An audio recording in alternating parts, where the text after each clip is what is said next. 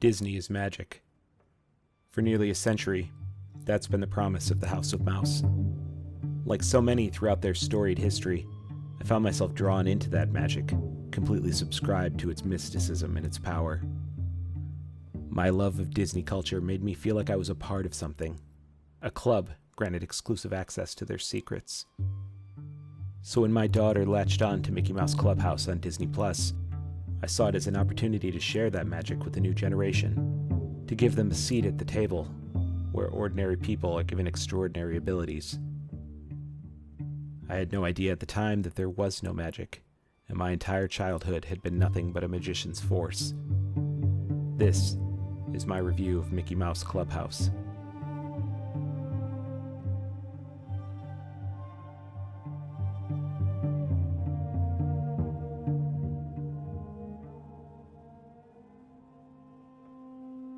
At its most basic level, Mickey Mouse Clubhouse follows a simple structure aimed at its younger viewers.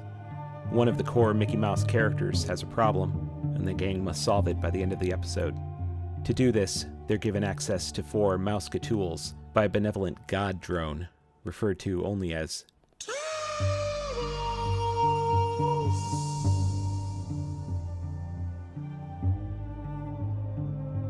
Whether a deity itself or a harbinger of a greater power, Toodles delivers his implements with dutiful purpose, never speaking, only spoken to. Its motives are not known to us or the on-screen characters, and the ability of Toodles to prophesize the exact tools the cast will need to solve problems they've not yet encountered is never questioned. From there, the central conflict is which Mouse-Catool matches which task, in a rather pedestrian matching question. For children, this is enough. A simple concept with an even easier to grasp solution. They are unable, or perhaps unwilling, to consider that the story arc is not the purpose of the show. It's nothing more than a misdirection, a veil to keep innocent babies from realizing that they're being indoctrinated into believing that a cartoon mouse can grant them real, tangible magic powers. This is never more evident than when the episode begins, with Mickey on a stroll down a path where he happens upon your unsuspecting children. As if greeting an old friend, he asks them if they would like to come inside his clubhouse. It is here that the deception begins. The audience is presented with an ordinary question, an ordinary talking mouse inviting them into an ordinary clubhouse. If only it were that simple. Of course, there's no clubhouse to be seen, only an empty field. This is key to the effect. Mickey insists that the magic words are necessary to make the clubhouse appear, and as he says, we get to say the magic words. He's doing us a favor, and we are grateful for his generosity. Our benevolent benefactor appears to trust us with this power, and so we trust him in turn. He has no reason to lie, and so we obey, forever his faithful servant, and recite the incantation. The clubhouse cometh. As the walls and ears manifest from thin air, we're barely given time to catch our breath before we find that not only have we made the clubhouse appear, but the rest of the cast as well. Where have they come from? Where have they been? Without the clubhouse, do they cease to exist? What happens when you die? These are the questions your children aren't allowed the time to ask before they are assaulted with whatever mundane problem the cast has that episode.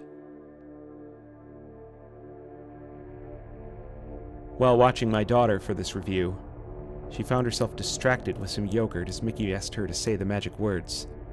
I'm ashamed to admit that I was so busy that I didn't notice until it was too late, and for the first time in 236 episodes, my daughter did not say the magic words. To my eternal shock, the mystical clubhouse still appeared. I couldn't explain what I had just seen, but I had to be sure this wasn't some kind of fluke, so I sent my daughter to her room and rewound to the beginning of the episode. While I rattled with nervous anticipation, Mickey slowly walked down the path. I noticed the slight bounce in his step as if for the first time. A palpable excitement seemed to emanate from the anthropomorphic rodent. While I was afraid of what would happen if I didn't say the words, Mickey seemed almost elated this time, as if the last 100 years had all been leading to this moment. When Mickey ordered me to speak the spell, with a heavy heart, I did not comply. The temple appeared nonetheless. The devil laughed.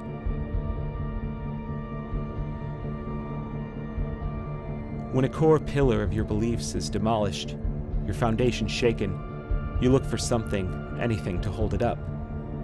For if these words weren't magic, was anything Disney told me true? All those times I wished upon a star and nothing happened, did the stars hold any power at all? Could Aladdin really show me the world? In Frankenweenie, a little boy could resurrect his dead dog without much effort, but when I tried, I got expelled. But then, a revelation. I didn't say the magic words, but Mickey did. Of course! You say the words together! How could I have been so naive? Although a wave of, albeit desperate, relief washed over me, I still had an obligation to science, and I had to be sure. So I devised a new test.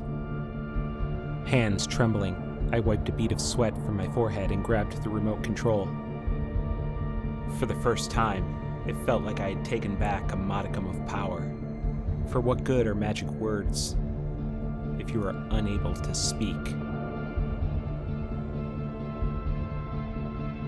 Again. What the hell was going on?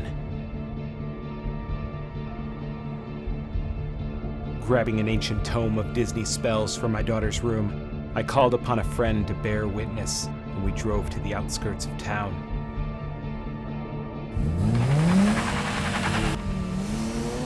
Those magic words. All those years I dared not speak them, fearing what might happen if they crossed my lips. I suddenly realized what a fool I'd been. There wasn't any magic. There never had been. And now, I would prove it to the world. We parked the car, and for the first time outside the controlled confines of an episode, I steadied my breath and spoke the words aloud. Just shut up! Shut up! It's in here somewhere. We have to find it. I ran over a kid back there. Sacrifices must be made. Here it is. Here it is. Stand back. Miska. Muska. Mickey Mouse! Hey, you want to come inside my clubhouse? Hi, I'm Miss Natasha, and I'm going on a really big Disney cruise. Let's go!